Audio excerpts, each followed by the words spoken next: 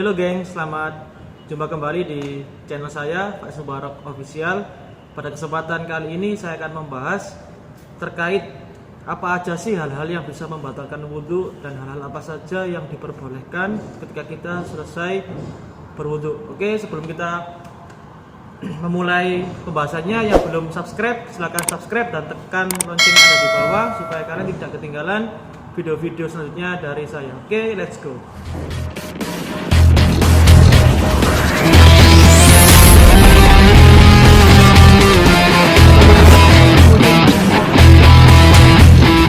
Oke, kita sudah bersama dengan narasumber Mr. Iqbal ya. Mr. Iqbal ini adalah lulusan Pondok Tebu Ireng ya Pak ya, Jombang ya. Oke, bagaimana kabarnya Mr. Iqbal? Alhamdulillah sehat. Oke, Mr. Iqbal akan sharing ilmu terkait hal-hal apa saja sih yang dilarang ketika kita selesai berwudu dan hal apa saja yang diperbolehkan ketika kita telah berwudu dan akan melakukan ibadah sholat. Oke, Mr. Iqbal, langsung saja saya ada pertanyaan nih dari teman-teman yang sudah saya rangkum menjadi 5 pertanyaan. Yang pertama, apa hukumnya ketika sudah berwudu kita makan atau minum? Apakah bisa melakukan sholat atau wudu kembali sebelum kita melakukan sholat? Bagaimana Mr. Iqbal pendapatnya ataupun ulasannya dari pertanyaan ini? Silakan. Ya, pertanyaan yang baik, pertanyaan yang bagus untuk takaran siswa ELTS sederajat. Dalam masalah makan ataupun minum setelah berwudu itu saya ringkas menjadi 3 poin apabila ingin melanjutkan melaksanakan sholat makan ya. Poin pertama yaitu memakan makanan yang berasal dari daging unta. Dari daging unta.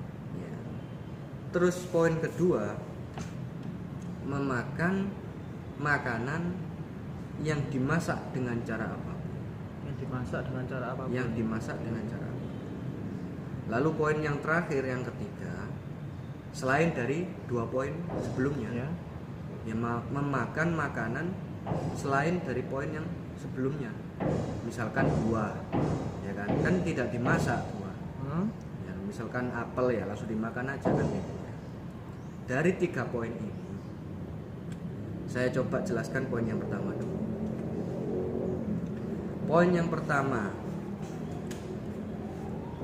memakan makanan yang berasal dari daging unta, apakah membatalkan wudhu? Bagaimana wudhunya? Gitu. Bermula dari hadis yang diriwayatkan dari sahabat Jabir bin Samurah. Beliau itu pernah melihat seseorang yang tidak disebut namanya tiba-tiba bertanya kepada Nabi. Seperti apa pertanyaannya? Wahai Nabi, wahai Rasul, apakah saya perlu berwudu setelah saya memakan daging kambing? Daging kambing ya. Lalu Nabi menjawab, in syi'ta fatawaddo. Kemudian kalau wa in syi'ta fala tatawaddo. Kalau kamu ingin berwudu ya silahkan.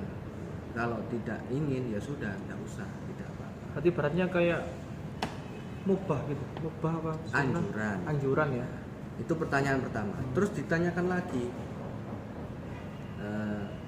orang yang disebutkan sama sahabat Jabir tadi bertanya lagi kepada Nabi, bagaimana kalau setelah memakan daging unta wahai Nabi? Oh, kalau daging unta na'am fatawaddo min luhumil ibil. Kalau daging unta maka silahkan kalian berwudu, kamu berwudu saja. Begitu saja. Apa perbedaannya antara daging unta dan kambing? Kok untanya harus wudu kembali ketika kambing tidak? Yaitu dari dalil nasnya, nas itu langsung berupa hadis yang keluar dari ucapan Nabi. Memang sudah seperti itu. Kalau kita perdalami lagi apa alasan dibalik itu, ya mungkin itu jawabannya ada di bidang medis mungkin ya. Karena kan kalau unta itu mungkin lemaknya lebih banyak atau mengandung apa gitu kan ya. Itu kalau secara medisnya. Ya, kalau ini kita secara hukumnya ya kita melihat apa-apa saja yang keluar dari ucapan Nabi. Nah, dengan adanya hadis itu, dari poin pertama ini muncullah dua keterangan. Apa poin pertama tadi? Memakan makanan yang berasal dari daging unta. Bermula dari hadis itu akhirnya menimbulkan dua keterangan. Seperti apa? Keterangan pertama, ada golongan yang berpendapat bahwasannya memakan daging unta itu menyebabkan batal.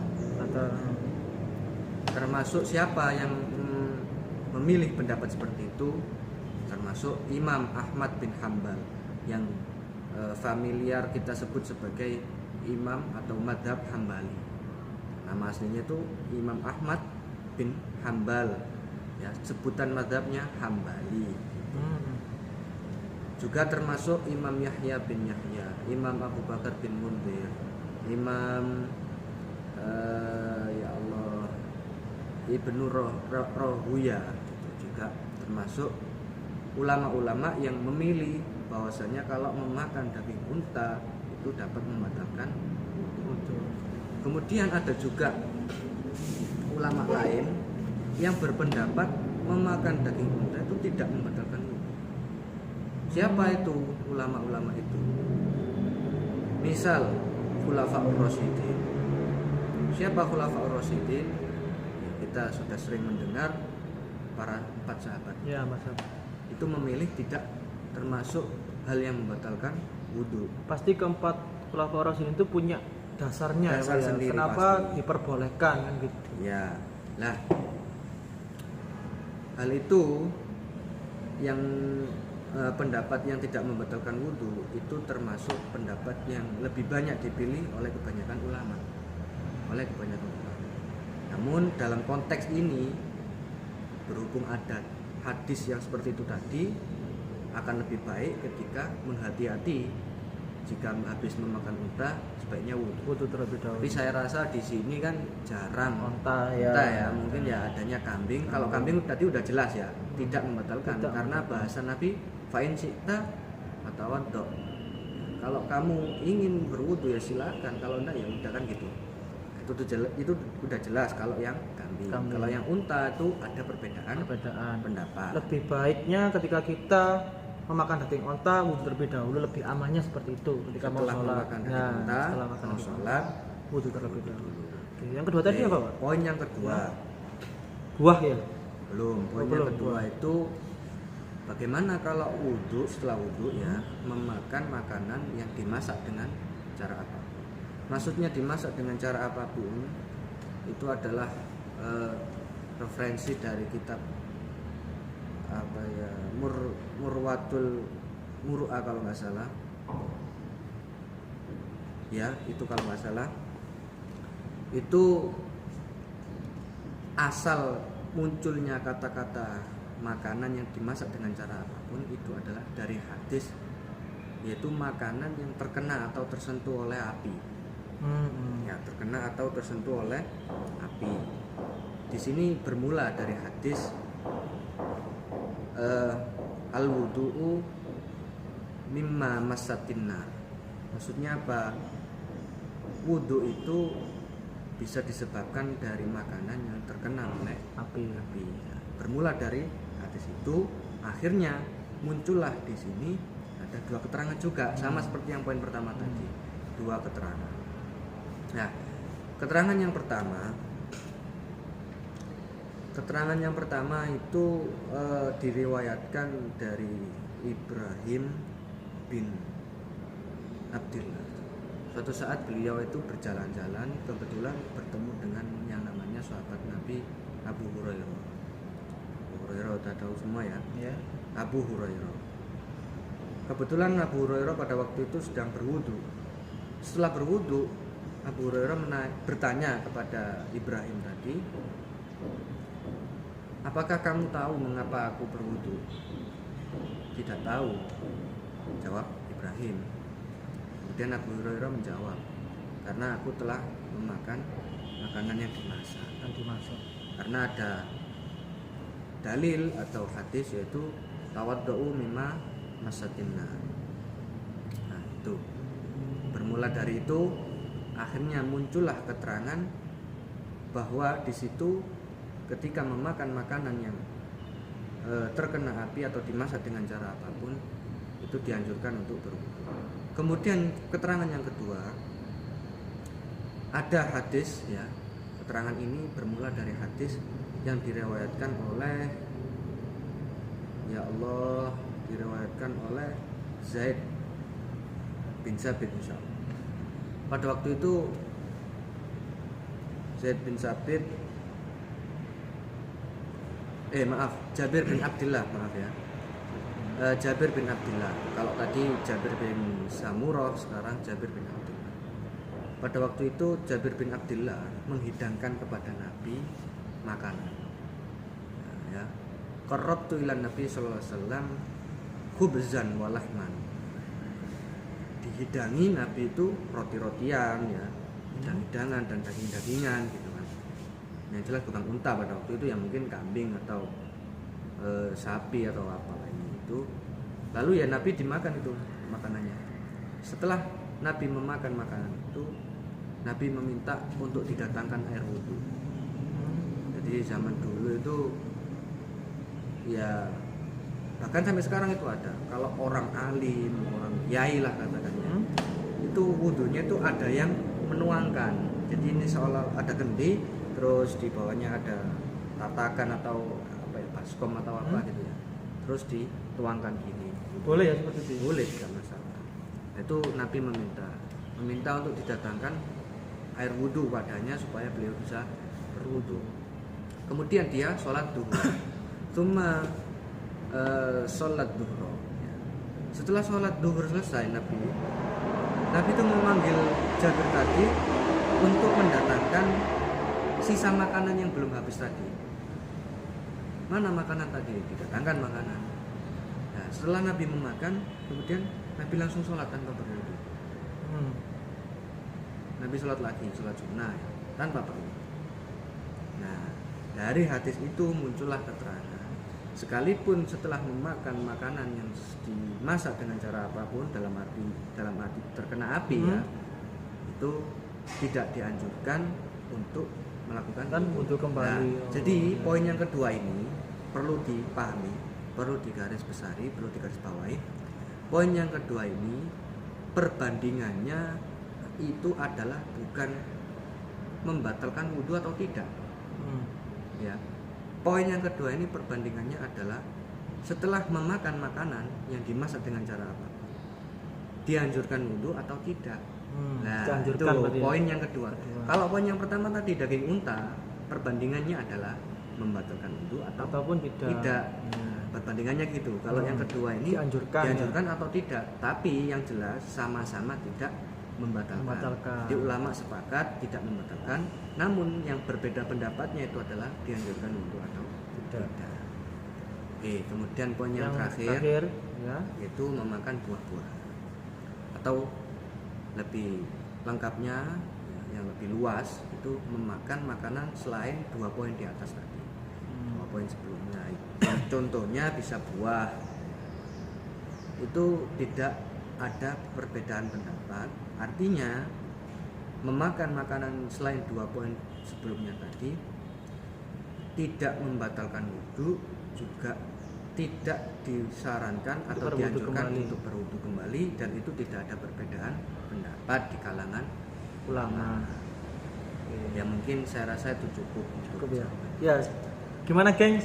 Seru ya untuk obrolan kita terkait tentang hal-hal yang bisa membatalkan atau dianjurkan untuk berwudhu kembali. Mungkin untuk kalian yang dulunya masih ragu, setelah kita berwudhu makan daging kambing ataupun makan buah ataupun makan makanan yang dimasak, penjelasan tadi saya kira sudah cukup untuk menjawab keraguan kalian.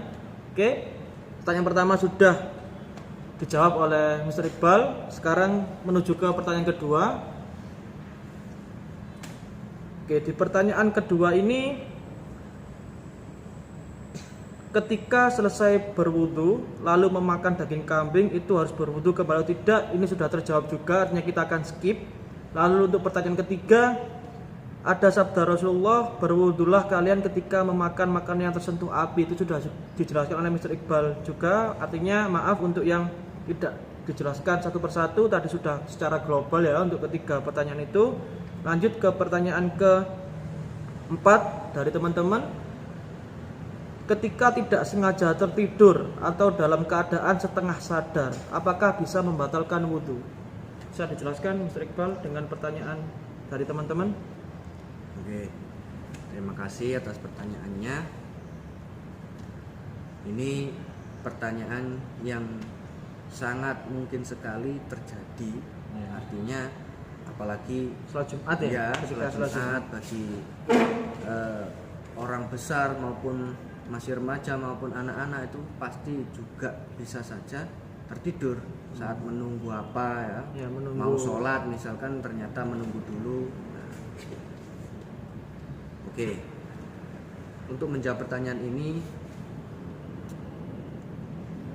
yang perlu digarisbawahi pertama kali adalah tidur atau hilangnya akal itu menyebabkan wudhu batal. Tidur ya Sudah itu poin pertama yang harus digarisbawahi, belum penjabarannya ya ini.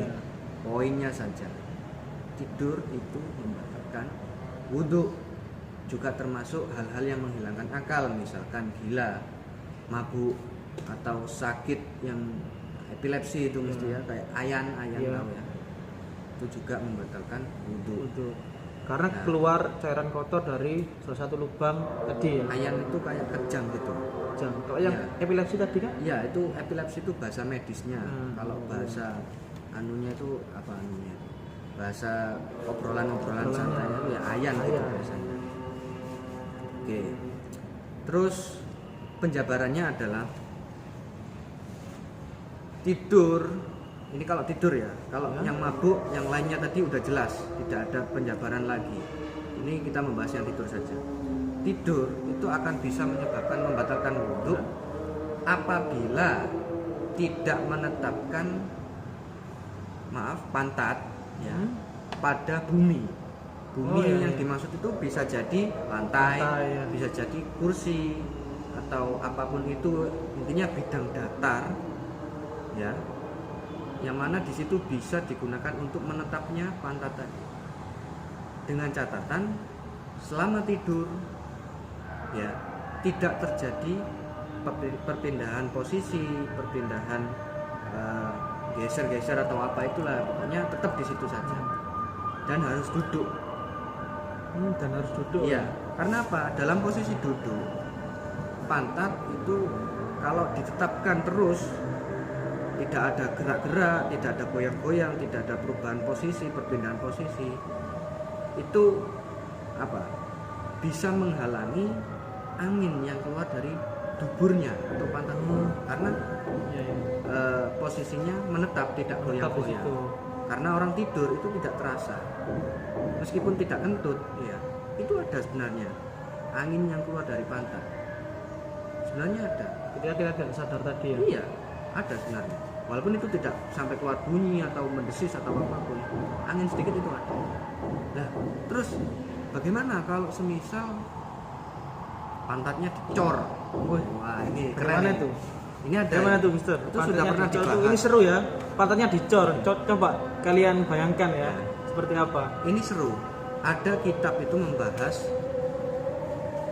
bagaimana kalau wujud dari menetapkan pantat tadi digambarkan dengan pantatnya dicor. Itu tetap saja tidak bisa. Dengan alasan syaratnya tidur supaya tidak batal itu ya duduk. Maksudnya duduk itu duduk yang menetapkan pantat di bumi. Jadi bukan berarti dicor, anginnya kan sudah jelas nggak bisa keluar. bukan berarti terus nggak batal gitu, bukan. Karena yang penyebab pembatal wudhunya itu ya tidurnya tadi itu karena dia sudah tidak sadar ya. Iya. Dan tidak ada pemenuhan syarat berupa tamkin, namanya menetapkan pantat di bumi tadi.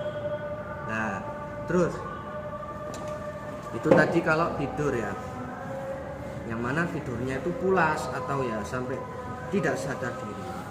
Terus di situ ada pertanyaan lagi saya dengar tadi lanjutannya, bagaimana kalau tidurnya itu setengah sadar? Ya, setengah sadar ini Nah, karena teman-teman ya, setengah sadar itu seperti apa? Setengah sadar ulama berpendapat kalau tidurnya itu setengah sadar tidak sampai membatalkan wudhu, dengan catatan di dalam dirinya masih bisa mengontrol pikiran atau akalnya. Jadi tidak sampai dia gara-gara tertidur dengan setengah tidur tadi hilang semua kesadarannya.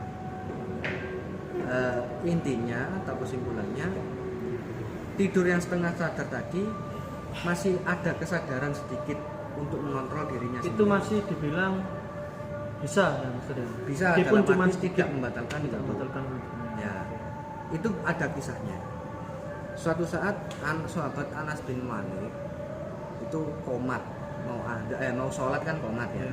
Nah, ternyata waktu Anas bin Malik itu udah komat, Nabi yang akan mengimami sholat justru bisik-bisik sama sahabat yang lagi ada di sebelahnya. Bisik-bisik, ya nggak tahu cerita apa namanya bisik-bisik ya. Bisik-bisik, ternyata lama bisik-bisiknya, padahal udah komat.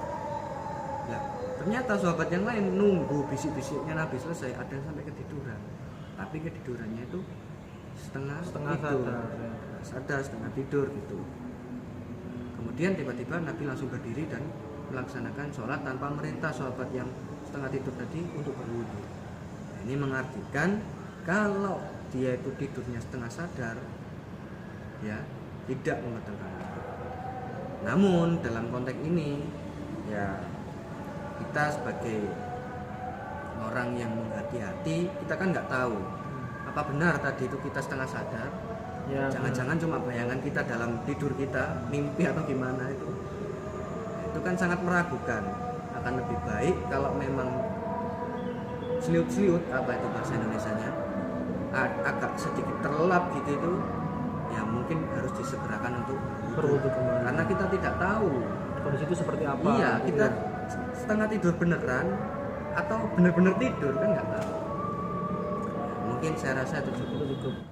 Oke, ini ada pertanyaan terakhir. Pertanyaan ini sekaligus untuk merangkum ya tentang opening kita ataupun judul dari materi yang kita bahas hari ini. Apa saja hal-hal yang bisa membatalkan wudhu dan hal-hal yang tidak membatalkan wudhu. Monggo Mr. Iqbal silakan dijelaskan poin-poinnya saja terkait hal itu. Oke, itu sudah jelas sekali. Hal-hal yang membatalkan wudhu ya sudah dijelaskan di beberapa referensi dan sudah sangat gamblang, tidak ada perbedaan lagi. Kalau mana yang kita ikuti itu adalah mazhab Syafi'i. Karena di sini kita mayoritas umat Islam menggunakan mazhab Syafi'i. Oke, langsung saja saya bacakan dulu baitnya ya, nawaqidul wudu, hal-hal yang membatalkan wudu. Furu cuma ada man yasa min sabillah ibadah, yaitu keluarnya sesuatu dari dua jalur depan dan belakang. Apa itu? Kubul, dubur ya. Apa saja yang keluar dari situ melainkan mani ya, ya mungkin bisa dicari sendiri apa itu mani ya. Pokoknya kalau itu selain mani, misalkan batu kan habis makan batu ternyata nanti pas waktu berak atau apa keluar batu lagi, itu batal. Itu batal ya? Batal, walaupun seperti itu ya. Pokoknya kalau selain mani itu batal, kalau mani tidak batal. Sudah, itu poin ya, pertama. Kurcumada manasasin musaibi lagi. Kemudian yang kedua ada zawalul akli bil jununi au bin niyya mila ma'atantin, hilangnya akal sebab gila sebab mabuk atau juga sebab tidur tanpa tamkin. Tadi sudah dijelaskan tamkin. menetapkan pantat pada bumi. Kemudian yang selanjutnya adalah sumaltiko zahiru jildai mar'ati wa rajulin laisa bimahram. Pertemuan dua kulit antara wanita dan perempuan yang bukan mahramnya. Awas, jangan salah. Banyak orang salah kaprah. Muhrim dan mahram. Penyebutannya itu adalah muhrim. Kalau muhrim itu orang yang melaksanakan ihram. Apa ihram itu? Ihram itu ya misal melaksanakan ibadah haji atau ibadah umrah. Itu namanya ihram. Ya, perbuatannya itu namanya ihram. Orangnya itu adalah muhrim. Ya. Kalau kita itu lain orang, lain jenis wanita, lain jenis kelamin dan lain orang, itu namanya beda mahram, bukan mahram. Siapa itu yang bukan mahram? Yaitu orang-orang yang halal untuk dinikah. Orang-orang yang halal untuk dinikah. Ya, itu nanti ada pembahasannya sendiri. Kemudian syarat dari pertemuan dua kulit wanita dan perempuan tadi itu adalah tanpa adanya halangan. Misalkan nggak ada halangan, langsung kulit ketemu kulit. Beda kalau ada kain atau ada apa, itu tidak betul. Selama kainnya itu memang rapat. Kalau kainnya bolong-bolong gede misalkan ya, misal kayak jaring, apa itu, kayak saringan misalkan ya, nah, saringan yang gede lah intinya, sekira uang koin itu bisa masuk di lubang-lubangnya itu, maka batal. Penghalangnya kalau seperti itu. Kemudian syaratnya lagi, kalau ada dua orang lain jenis bertumpukan pertemuan kulitnya, itu akan batal kalau memang sudah dewasa semua, sudah balik semua. Kemudian yang terakhir itu adalah wamasu farjil adami bibatnikah, memegang alat vital dengan telapak tangan bagian dalam. Oh iya. Alat vital ya. Alat vitalnya lelaki apa? Alat vital itu juga termasuk bagian depan, juga bagian belakang. Kalau bagian belakang itu bagian dalamnya, itu akan membatalkan kalau dipegang dengan telapak tangan bagian dalam. Kalau telapak tangan yang bagian luar, ya bukan telapak tangan ya, ini apa ya, punggung tangan itu tidak batal. Kalau bagian dalamnya sini, oh gitu ya. iya. Ya. Apa perbedaannya Pak antara punggung dan dalam? Kenapa kok yang dalam itu batal? Kan sama-sama kita di area permukaan tangan gitu. Kenapa kok bisa yang sini nggak batal? Karena gini, kita tahu saat kita memegang bagaimana bentuknya atau posisinya. Apa kita gini kalau megang pakai gini misal? Pasti gini. Kan tidak. Ya. Nah, dan di sini yang menyebabkan batal adalah masu. Masu itu apa bahasa Arab? Ya masa, ya musuh. Ya. Artinya itu adalah memegang. Lah wujudnya orang memegang seperti apa? Pakai tadi ya, pakai seperti dalam tangan seperti itu. Kalau sini ini kan kulit ya. Kalau gitu semua juga kulit. Bagaimana kalau dengan misalkan siku memegang? Oke, itu tadi penjelasan terkait tentang setengah sadar ya. Ini barusan ada pesan dari teman ya, pertanyaan tambahan, mungkin ini sekaligus pertanyaan terakhir. Untuk pertanyaan selanjutnya akan saya sertakan di video selanjutnya. Oke, pertanyaannya seperti ini, Mr. Iqbal. Ketika kita mengikuti sholat Jumat ya, sholat Jumat, ketika khotib sedang ceramah gitu ya, menyampaikan materi, dia setengah sadar, boleh dibilang ketiduran ataupun apa ya. Lalu ketika dia mendengarkan iqamah, dia terbangun dan siap-siap melakukan sholat Jumat. Nah, itu untuk hukumnya dan apa yang dia dapatkan itu seperti apa, Mister? Ketika hal yang seperti itu. Nah, itu tadi sebenarnya sudah termasuk pertanyaannya sebelumnya. Cuman dalam konteks ini kan harus kita lihat lagi. Kalau dia tidur, bagaimana posisi dia tidurnya?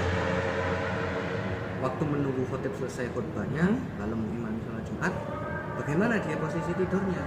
Saya kan udah bilang, kalau dia itu posisi tidurnya sambil duduk dan menetapkan pantatnya, syaratnya ini ya, menetapkan pantatnya di atas bumi, dan ada syarat lagi, tidak goyang-goyang, tidak berubah posisi, bahkan tidak sampai berpindah posisi, ya itu tidak masalah. Masalah ya. Nah, terus batasan menetapkan pantat di bumi itu seperti apa? Nah, kan kadang pokok dudukan ada orang yang menganggap itu sudah menetapkan. Nah, kan gitu. Itu harus ada batasannya. Bagaimana? Sekira tubuh itu tegap, tidak sampai terlalu membungkuk. Kalau terlalu membungkuk itu bisa dipastikan pantatnya agak terangkat. Terangkat ya. Kalau sudah seperti itu bukan bisa disebut, tidak bisa disebut menetapkan pantat di bumi. Pantat. Karena kalau semakin membungkuk pantat kan terangkat. Terangkat ya, benar-benar. Nah, Kan biasanya berarti- orang tidur tuh Iya. agak turun gitu Ya ya. berarti badannya. kalau tidurnya itu dia tegap, misalkan hanya kepalanya saja yang menunduk ini, tapi dada dan punggungnya itu tegap, dia tidak terlalu membungkuk, artinya saya rasa itu tidak batal. Tidak batal. Iya. Tapi yang dipermasalahkan ini kan dia tidak mendapatkan materi yang disampaikan oleh khotib dan dia tidak tidak mendapatkan pahalanya khotib sedang berceramah. Nah, itu seperti apa? Itu berbeda permasalahan. Ya. Sebelumnya ini tadi yang dibahas, yang lebih Wudu, ditekankan ya. itu adalah bab wudunya. Ya, wudunya. Tapi kalau sekarang itu Extra time. afdolnya Ya, atau afdolnya. keutamaan dari pada saat ada khotbah itu kita harus seperti apa sikapnya. Ya, itu ekstra pertanyaan ekstra Ya. aja, Mister, terkait tentang barusan masuk pertanyaan dari teman. Ya, Sedikit singkat saja dijelaskan tentang keutamaannya seperti itu bagaimana? ya, baik. Sebenarnya untuk supaya kita itu lebih utama ibadah sholat Jumat kita, bagi makmum itu sebenarnya harus untuk mendengarkan khotib berceramah atau berkhutbah, ya. Karena kalau tidak seperti itu, bahkan ada hadis yang menyebutkan fala jum'atalah, tidak ada pahala Jumat baginya, Ya. tidak ada pahala Jumat. Tapi kalau dia itu tidak sengaja tertidur, misalkan ngantuk berat, ya itu tidak masalah. Tidak masalah kalau seperti itu. Tidak masalah. Tapi akan lebih baik dan sangat-sangat dianjurkan untuk mendengarkan. Karena mendengarkan khutbahnya khotib itu termasuk bagian dari supaya kita mendapatkan pahala Dari sholat Jumat tersebut. Oke. Tapi tidak berarti sholat Jumat kita menjadi tidak sah. Cuman ada beberapa Ya, pahala yang pahalanya. kita tidak mendapatkan Ya, seperti benar, itu ya. benar. Oke. Ini saya rasa cukup ya. Untuk semuanya inilah pembahasan kita terkait hal-hal apa saja sih yang bisa membatalkan wudhu dan hal apa saja yang dianjurkan kita berwudhu kembali. Dan extra time tadi kita membahas terkait poin-poin pada saat sholat Jumat. Oke, sebelum itu kalau yang ingin kita membahas tentang apapun atau tentang materi agama bisa, materi terkait tentang teknologi juga bisa, tentang olahraga ataupun dan yang lain, silakan sertakan di komen ya. Yang paling banyak akan kami tayangkan. Oke, sekian dari saya. Terima kasih Mr. Iqbal atas penjelasannya. Tetap stay di channel saya, tunggu video-video menarik selanjutnya. Oke, wassalamualaikum warahmatullahi wabarakatuh.